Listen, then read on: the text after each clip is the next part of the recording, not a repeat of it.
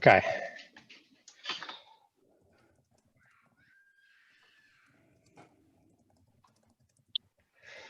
Okay, so the topic of today's presentation is data and analytics in the mining industry. Stories and insights ranging from messy data to practical analytics and real-time value adding.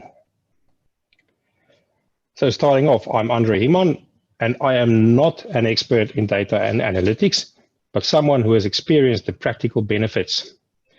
I have experience in the mining industry in the fields of comminution, hydrometallurgy, analytics, process control, and value chain management.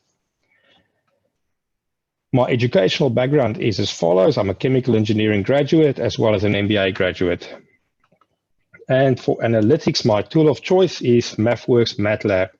And if anyone wants to know why, I can give a brief rundown at the end on that. And then finally, website is down at the moment. My LinkedIn link has been shared by Jason, so everyone can connect with me or have a look at my profile. Okay. So the format of this talk will be, firstly, a low level of detail. We won't go into too much technical issues, rather take a broader view. Secondly, we'll work by hand of a couple of case studies. And then finally, taking a multidimensional viewpoint, not only technical, but also to focus on the value add as well as the value of time and the practicality of things. So as a brief background, especially for those outside of Australia and outside of the resources sector, the resources sector is a big deal in the Australian context. The two largest exports from Australia are iron ore and coal, and more than half of the 15 largest exports from Australia are actually resource-based. So yes, it is a big deal, so much so that on occasion the federal budget has been reviewed and modified to accommodate price changes in iron ore. And then finally, how does this affect all of us? Well, through royalties and taxes, a lot of these revenues then goes to both the federal and the state governments, and then hopefully affects all of us in the process. Okay, some further context. In very simple terms, the mining process. First we mine, then we process, and then through logistics, we move things around. Mining then consists of roughly exploration, finding the ore, drilling and blasting, loosening the ore by explosion, and finally digging to dig out the loose ore by classification. Processing, in very simple terms, starts off by making the ore finer, known as comminution, and then starting a sequence of processes to upgrade the material, and then finally you typically have a smelting or refining step, which will then deliver your final pure product. Logistics is key, even more so in the Australian context. Moving material between processes, as well as moving material around to final customers. Like I said, in the Australian context, most ore treatment doesn't happen on site, and some of it even happens offshore. And I'm sure you're all aware of the large cargo vessels leaving our coastline every day. Okay, so minerals processing, which would be mostly the focus area of this talk. The value add is then going from rocks to minerals and metals which are desirable in both the purity and their shape for the final customers. And once again, like I said, there's the various processes. And then of interest specifically to this talk then is, how do we achieve this? We make use of equipment. And mostly this equipment is driven electrically and then obviously electronically managed. Now, being electronically managed makes it easy then to be connected and interconnected into plant operating systems, which then lends itself towards control. And then finally, as it is being controlled, the data is also logged, which lends itself to further analysis. So that's all good stuff for anyone in our industry. The first case study we'll be looking at is for the value chain optimization of iron ore into steel making. Now, as you can imagine, it's quite an integrated process. In this specific case study, it went across 5 operations and 2 business divisions, meaning each division was managed by its own executive director. So it's different business divisions ran by different directors. The business intake context was quite big. This was $1 billion per year throughput. So any changes are obviously can make quite a big difference to a business like of that magnitude. Now, prior to this value chain optimization, there was a gradual deterioration in throughput of up to 5%. And this was mostly due to a process mismatch. In other words, the various processes and how the material flowed through them. The ease of operation just wasn't there anymore, and that started pulling down the overall process capability. And then as a final note, the previous business process relied on stage-wise optimization, meaning between operation A and B, and then B and C, and then C and D, and so forth. So with the bold objective we had was to not only do an overhaul of this value chain, but also to do it quite expediently. Fortunately, that also then led not only to a speedy outcome, but also I suppose, a more optimal outcome, where we then addressed the whole value chain in one go. Now, where does the data come in? Well, we started off with data and various sources as well. Firstly, management reports, production reports, lab data, equipment data, then management forecasts, and then even anecdotal relations, meaning, rule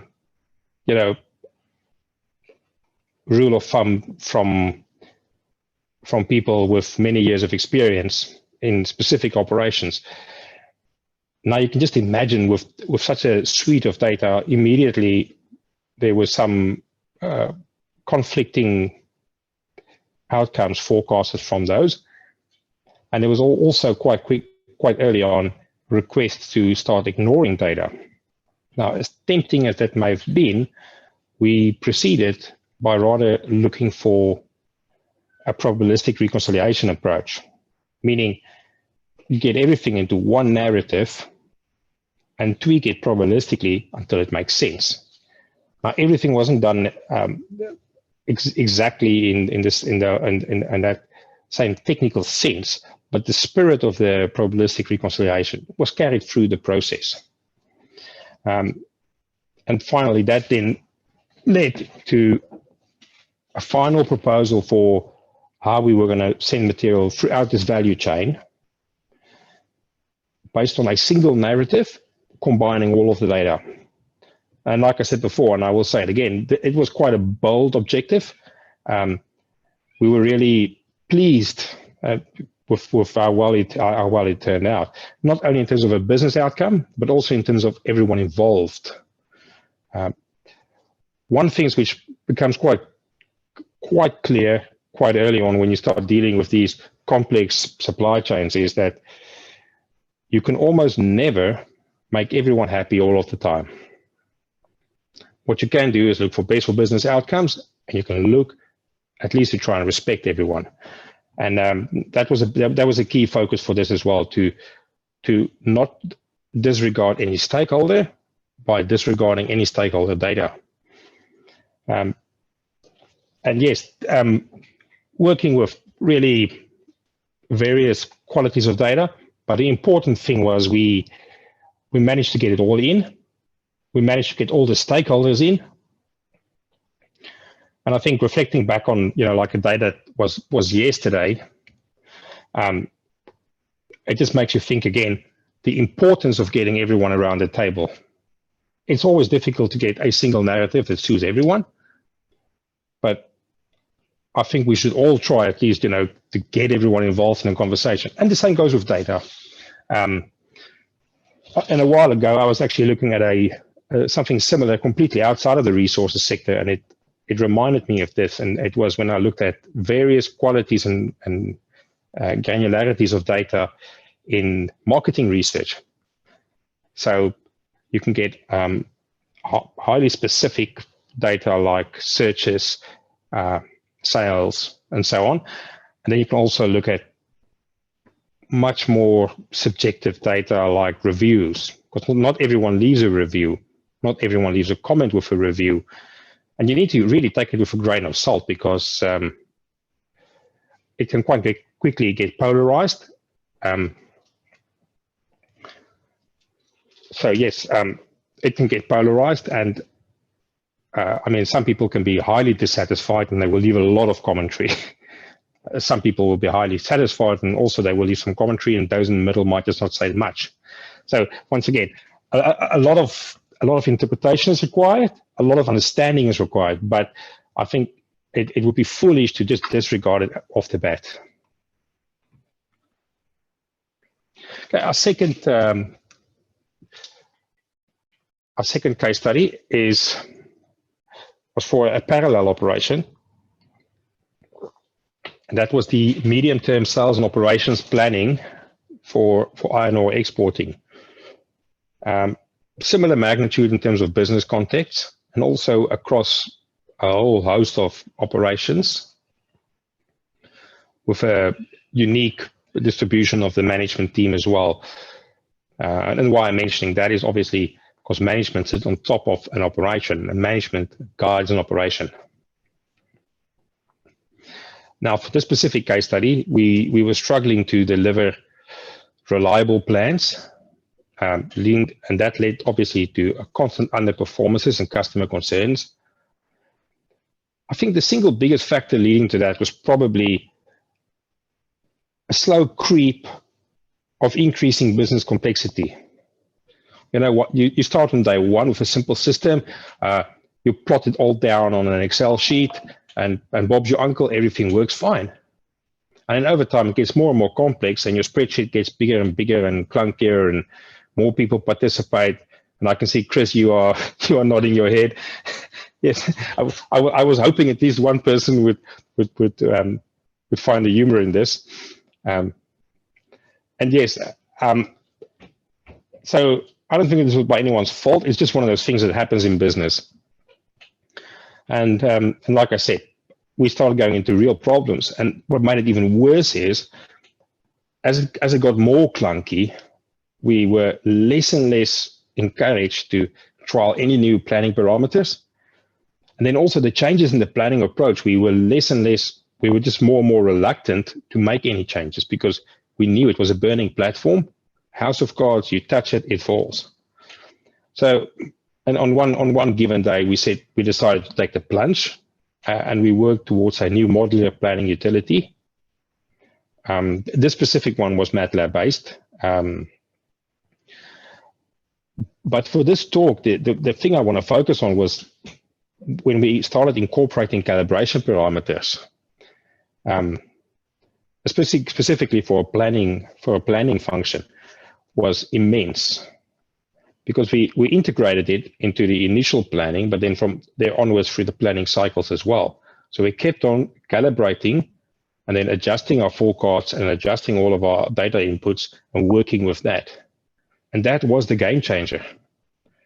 And that really gave us that improvement in accuracy. Now, the one slide I did want to show you was the accuracy precision slide. I'm not sure if you guys are all familiar with the accuracy versus precision, the four crossbow targets. Anyway, you can look it up online. You can also look at the slides afterwards.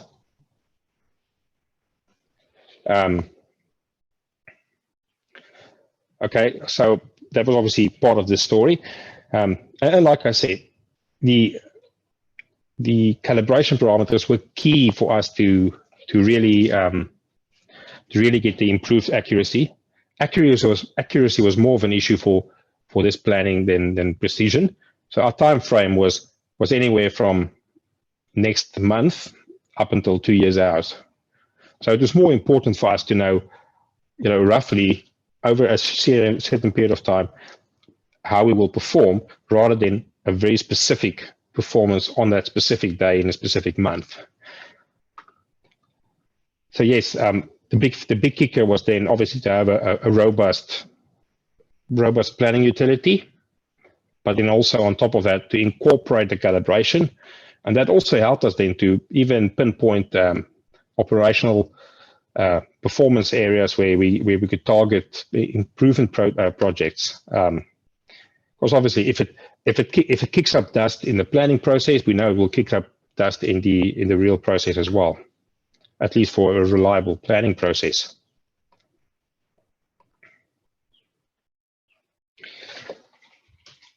Okay, the next case study was on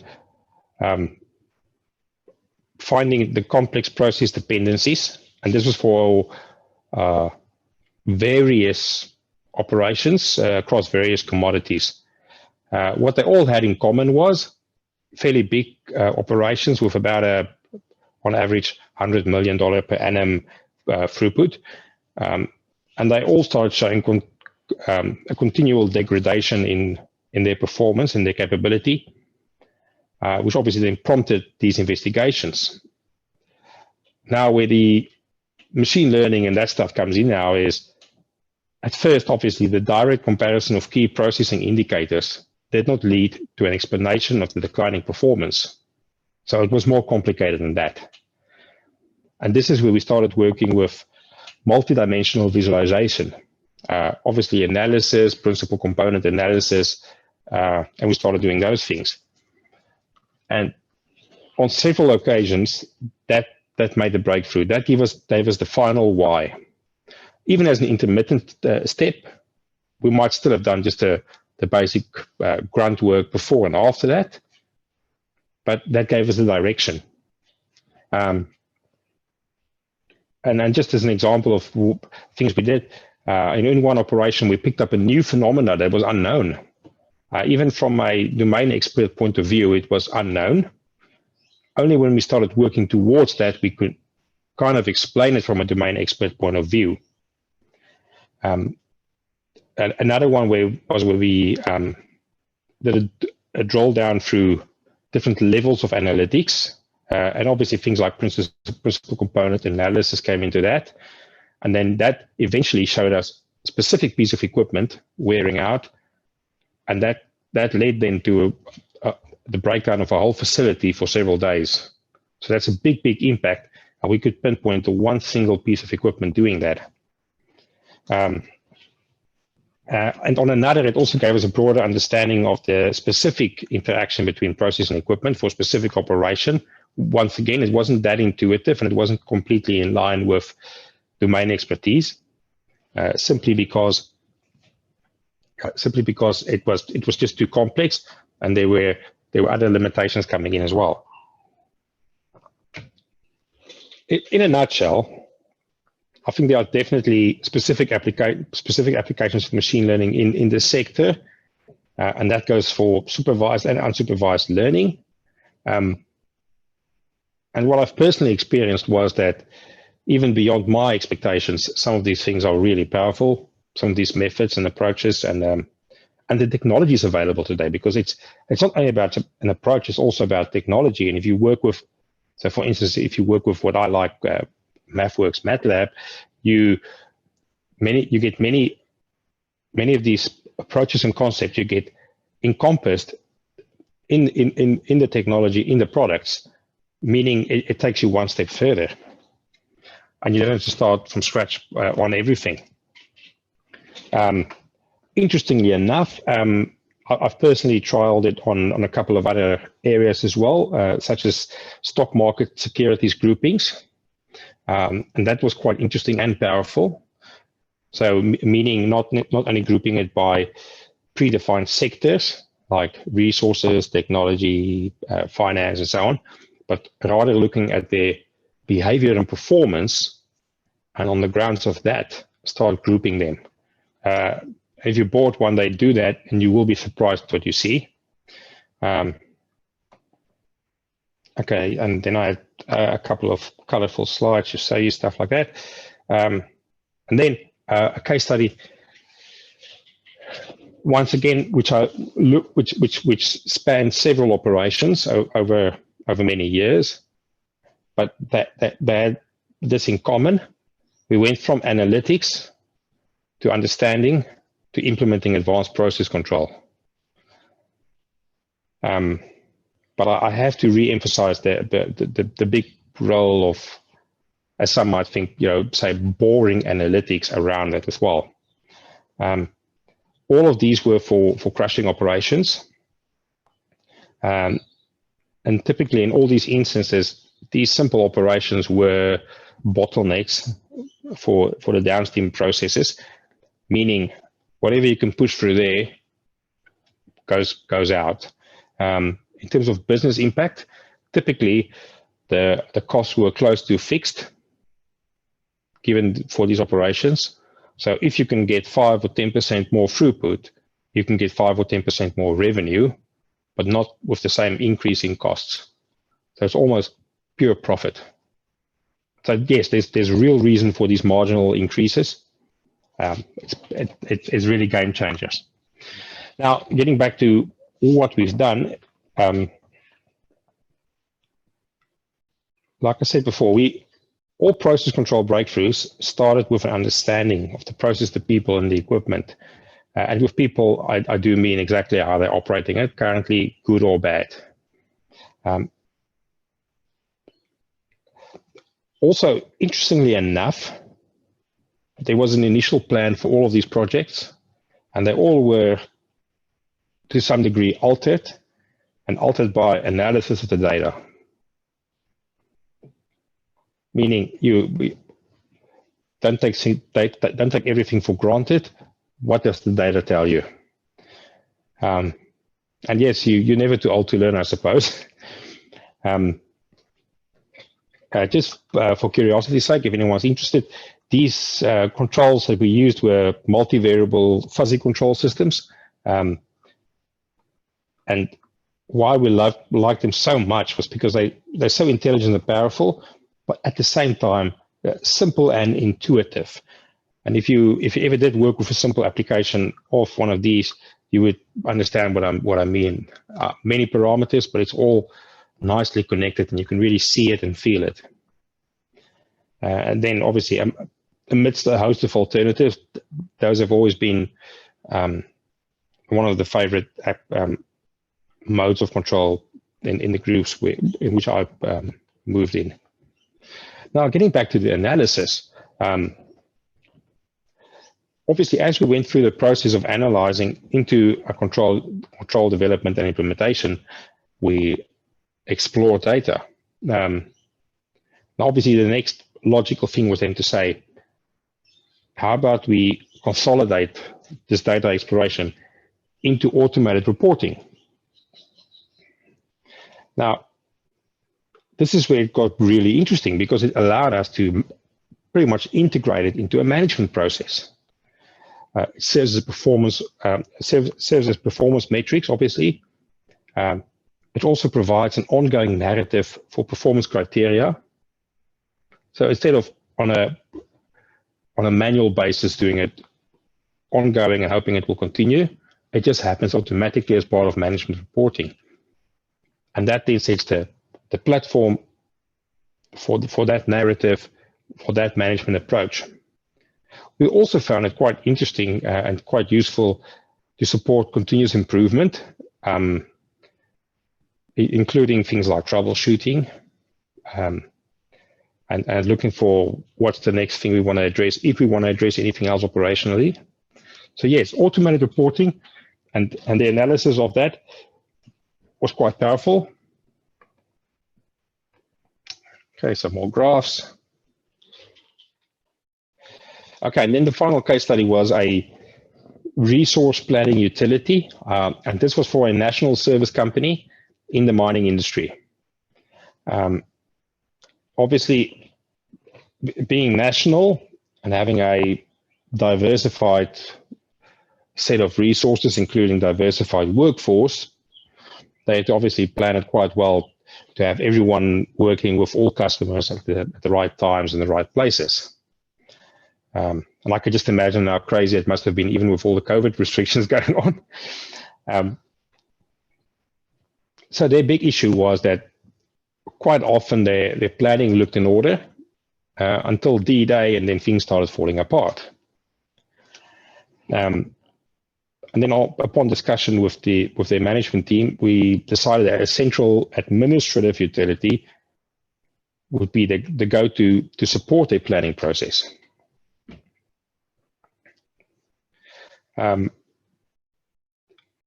Once again, getting back to the boring details, administration of one set of data was key. So literally the phrase, one version of the truth. So that was important. So there was a distributed resource planning utility used countrywide throughout the business, but it interfaced with a single database with administrative rules in place to make sure that it's updated and updated and accessed by all. On top of that was also some visualization with grouping analytics, which assisted both the conversation, but during the planning process, but it also accelerated the understanding of the interaction between the various teams. They could start to see what is holding them back and what would be or could be risks with in the near future on the planning horizon. So yes, that was quite powerful in its simplicity. And like I said, being a simple utility, it was developed and implemented within only a couple of months. And the business impact was immediate. Once again, not because of the technical brilliance of the utility, but rather because administratively it forced the hard discussions during the planning process. And with some clever graphics and visualizations, it can at least facilitate the conversations around the planning parameters and about the different resources and the interaction.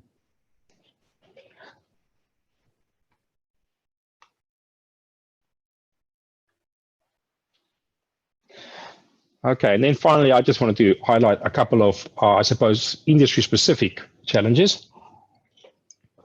But I'm sure there are other industries where it's also the case. One of them is volatile commodity pricing. So the resources industry is notoriously volatile, even when hedging is applied. Now, for these big capital-intensive operations, the OPEX, the operational expenditure, mostly remain stable, at least in the short term. But the revenue is obviously proportional to commodity pricing. Now, I've firsthand had the conversation with several executives who would say, you know what, none of these technical issues matter too much because the big kicker is the commodity price. It goes up, we all win. Now, I can understand how someone might say that, but the reality is, and I had a nice little graph to show that, is that your ease of making a profit is eventually a function of your capital you put in, your revenue you're getting out, and your ongoing cost you're putting in as well. And if your operational excellence is on a good path, then you might still, good or bad times, have an increased revenue, and you might still have a decreased operational expenditure. For many years, Fortescue Mining Group was a brilliant example of that. And Andrew Forrest's Mining Group, which is and then he's been quite prominent in for that, where they continued with a year-on-year increase in revenue, increase in production, improvement in safety, decrease in cost year on year. And you could see it was a really company-wide concerted effort. So that was something really to be proud of, because even though all these external fluctuations continued, including the financial environment and rates, they could always be one of the top producers. And just by doing that, they would always be the last one out. So that was quite impressive.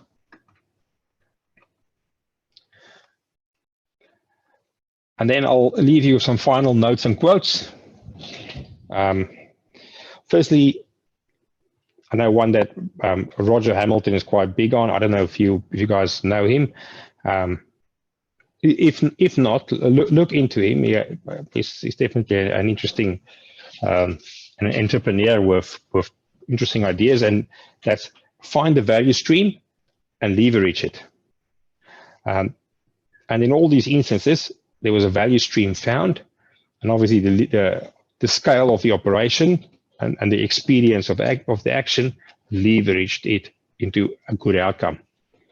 The second one is the Pareto principle, the 80-20 principle. Sometimes we can make small initial changes and it can have a big difference. Sometimes it's a big enough difference, but if not, it's at least on the right path. I won't pretend that that's the case. That's always going to be true, but at least in some instances, it will be great. And then also, don't let perfection be the enemy of good. Because a quest for perfection can delay or even indefinitely postpone any real change by a real solution. And that's something that I'm personally quite fond of. Another one which has grown with me over the years is a problem shared is a problem halved. It's a famous saying. I don't know who said it first, but that's definitely something to think over and mull over, and I don't know, perhaps for you as well, over the years it will grow and it will get new meaning. And then also, what's the so what? Whenever you're busy with a project or an improvement, what's the so what? Can you continuously see the big outcome, the business context? If not, stop for a second and just ask yourself again, where are we going? What's going to be the outcome? Because quite often you can see you can do a lot of hard work and still not arrive at any decent place. And the opposite is true as well. You can do a bit of work on the right path and you can even halfway be at a great place. And then finally, we can't leave without a bit of Mike Tyson. Everyone has a plan until they're punched in the face. Okay, guys, questions? Get your fingers ready.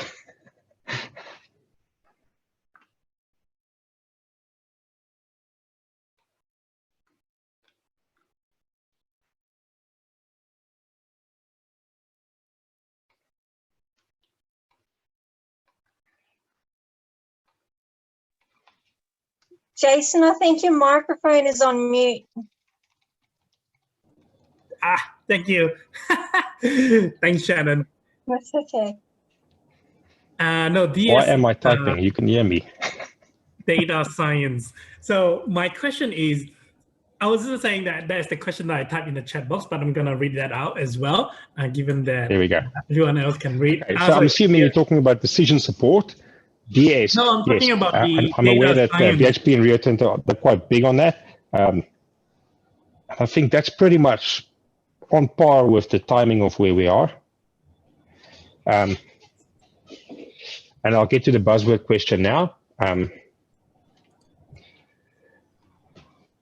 So yes, decision support, I think that's quite timely. Prior to that, a big thing globally was the concept of big data. And I'm always laughing from a mining point of view because certain mining operations have so much data.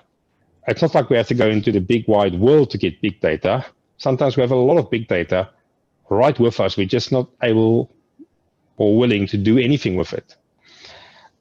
So yes, decision support is key. The one comment I did make, and I would just like to quote Cassie Kozyrkov from from Google. I don't know if you know her, a very interesting lady. And she once said, build that winning recipe, chef, not the microwave. In other words, if you're in a business, be the chef, get a great recipe, which is relevant to what you have and what you need, rather than being a microwave technician or microwave engineer. Okay, not that the chef is going to use a microwave, but I'm sure you get the gist of it. And I fully support that, and I've seen it in practice as well. Now, what it comes down to then is, and it's there where I suppose, have my reservations about what I've seen with specifically BHP, where they have many people working in decision support and data engineering space, but with limited exposure to domain expertise. So I'm getting to the point where, yes, microwave technicians, are they great chefs? Now, so I'm not giving open criticism. I have my reservations, and obviously time will tell. But yes, it's a wonderful space. And like I said, the technology just improves by the day. All this data is available, and now it's just making sense of it. And also, not to be underestimated is the diversity of the workforce in such a mining operation. And I think that's part of the challenge, because that then also diversifies and complicates your domain expertise. And the one thing, I'm not sure if I did put it in one of my slides, but the one thing that's important in these exercises is to remain respectful with everyone when working with them. And not only respectful, but also inclusive, because obviously everyone is busy doing something important in the organization. Okay, so moving on to buzzwords. So interestingly enough, process improvements, Six Sigma. I think it's difficult not to incorporate that in some way or another. The one comment I would make is to be cautious of the silver bullet approach, where where one approach suits all. And I've personally seen that happen. It can get quite dangerous. Six Sigma inherently can disregard domain expertise. And I'm not sure, I'm confident it doesn't set out to do that. But on occasion, in practice, I've seen that be the case. So yes, I still think marrying up domain expertise. So in my case, my domain expertise is chemical engineering, hydrometallurgy, process control. Marry that up with the data science. But yes, Six Sigma is a powerful tool. But like I said, what we're seeing now with machine learning is some pretty awesome stuff, and in practice as well.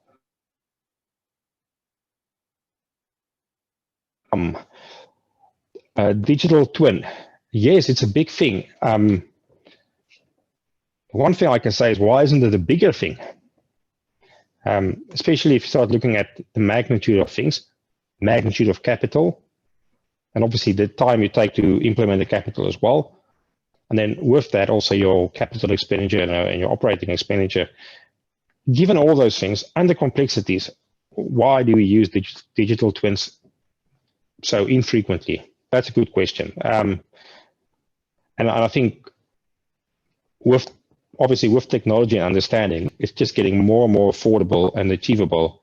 So yes, I think definitely let's push on that front as well. Just on that note, even business planning, medium and long term, is also a form of a digital twin. Especially if you start doing fancy things like Monte Carlo simulations, and you start looking at not only a specific outcome, but variations of outcomes.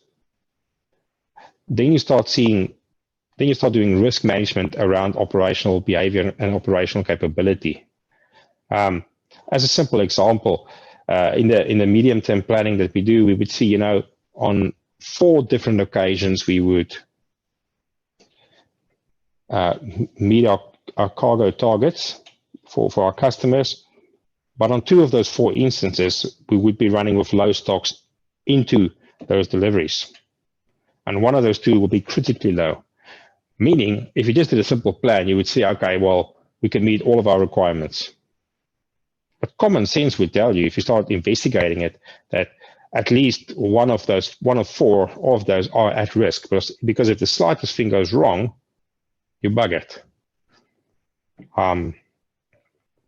So yes, definitely. Digital twin is important.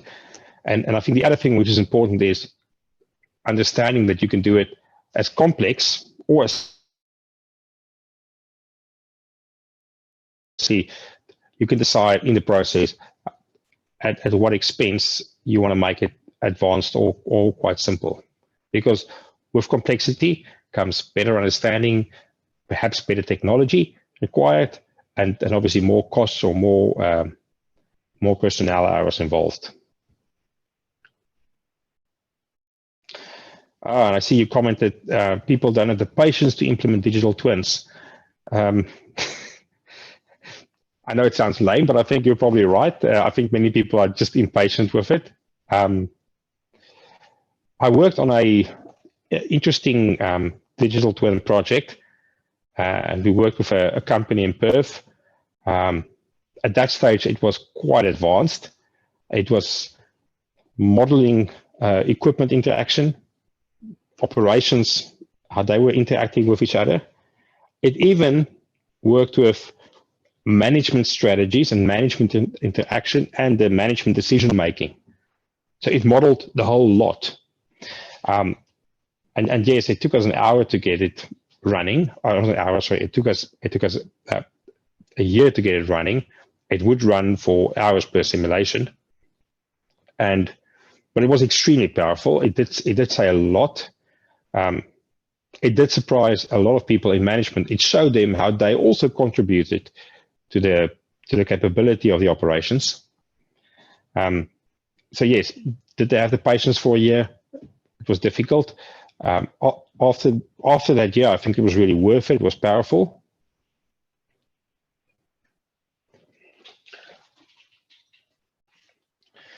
Okay, any more questions? Yes, Chris.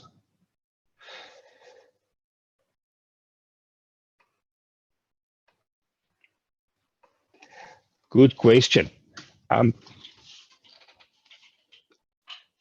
PCA, the principal component analysis findings, did line up with domain expertise. But the process of using domain expertise didn't arrive at that point because there were hidden things we just didn't look at. So it did line up. It was all explainable. There were actually a couple of those. The one was with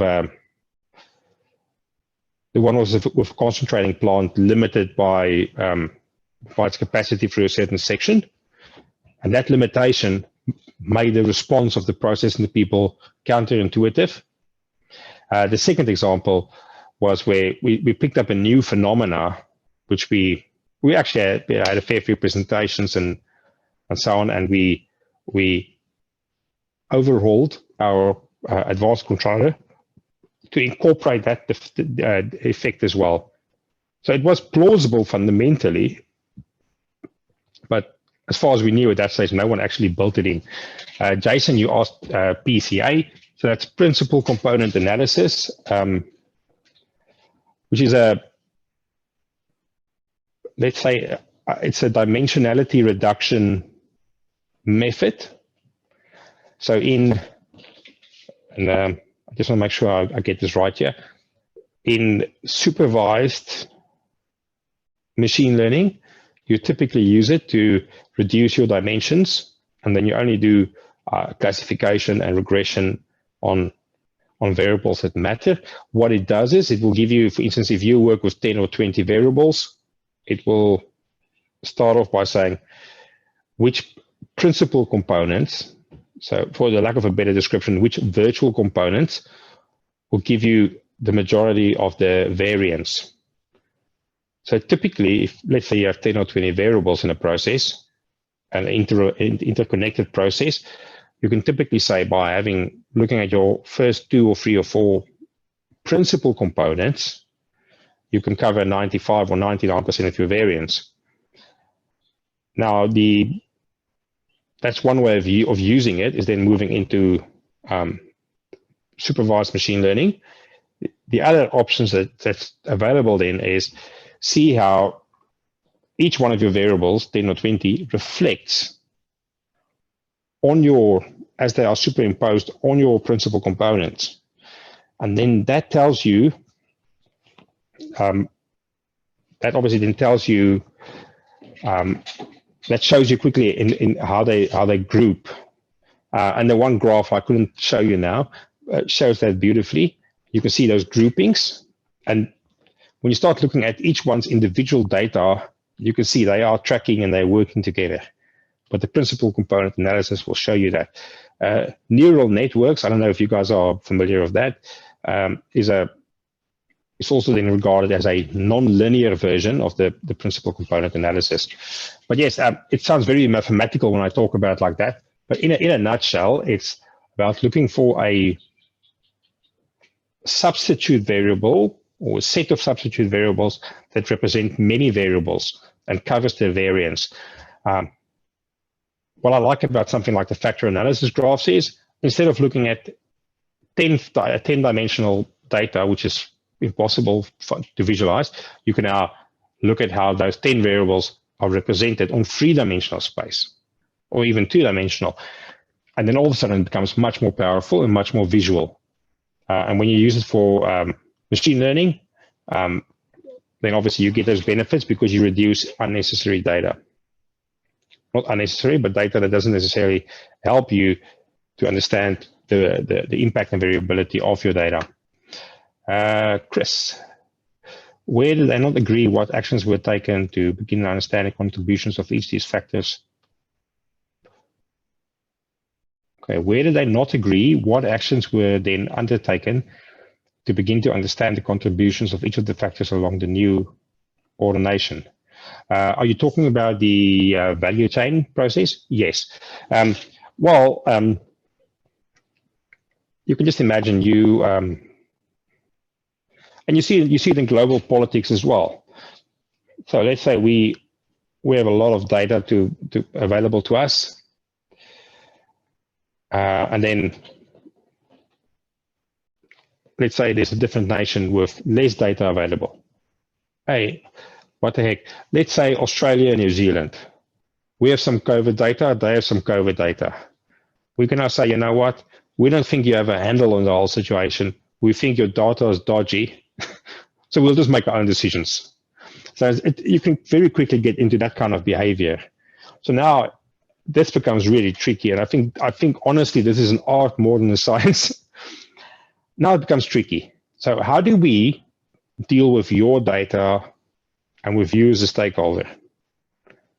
So and what I'm proposing is not to go all binary and say we regard or disregard it, but rather to say, let's regard everything, but let's make sure we weight everything as well.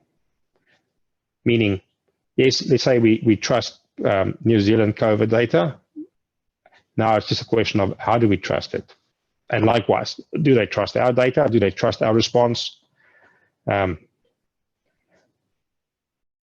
I think I'll definitely stay out of details on this political issue, but I think it's a great example of exactly that. It is how do we deal with that? Jason, I see you mentioned breakroom for networking.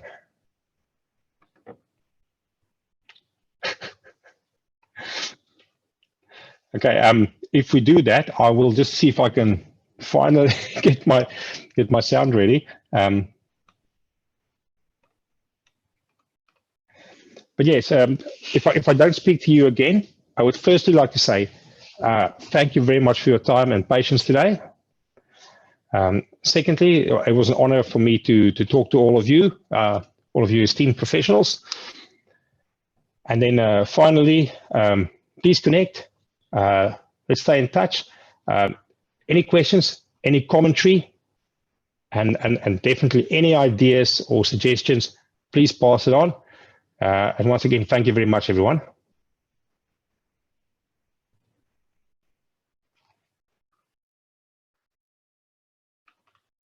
Thank you so much, Anja, for coming to present. And I think that was a great session. I certainly learned a little bit more about the mining operation. It seems to be so much complicated than what we do in the financial services and the insurance industry. Now you have it in writing as well. Again. Should we do the networking? Is anyone interested? I'll do the breakout room, and I'll just create 2 rooms. I think that will be sufficient. And when you get into the networking, the breakout room, just introduce yourself and what you are hoping to listen more in the coming future event, and so that we can, and also please feel free to share your LinkedIn profile or any way that to stay in touch and build a network here. I think one thing that I find that is super duper important is really your network is your network. A lot of time your career can be really benefit so much from the people that you know in your network that are willing to help you out. So that is something that I highly recommend everyone to do. I'm gonna go to the breakout room.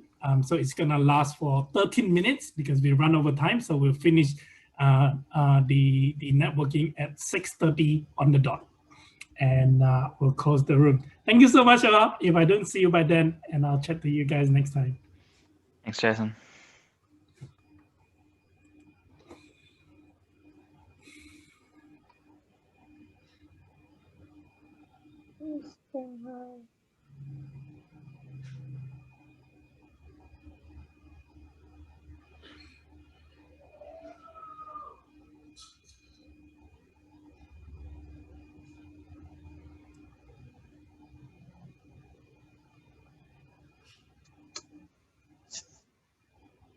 Bring her in.